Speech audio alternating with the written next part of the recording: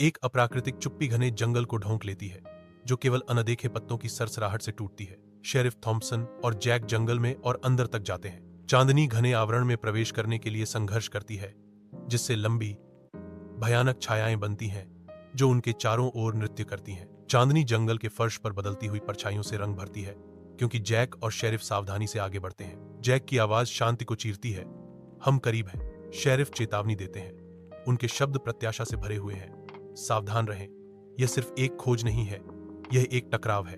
Jack जंगल के किनारे पर खड़ा है, अंधेरा एक रहस्य छुपा रहा है। घने जंगल में एथन पेड़ों के पीछे दुबका हुआ है, उसकी उपस्थिति अनदेखी है, उसका धैर्य अटूट है।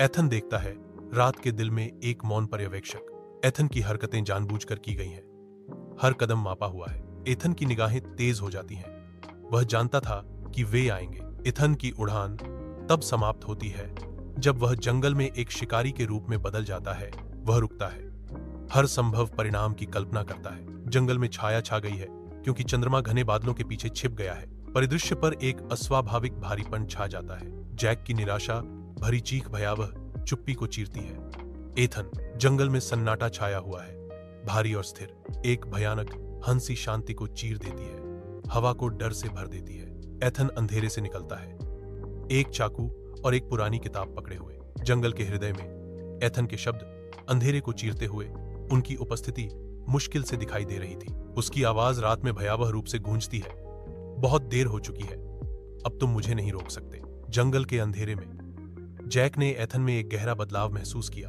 एक आदिम चीज में परिवर्तन। एथन की तीव्रता विकीर्ण होती है, एक शिकारी जागृत होता है। जैक आगे बढ़ता है, रात करीब आ रही है, तुम अभी भी बदल सकते हो।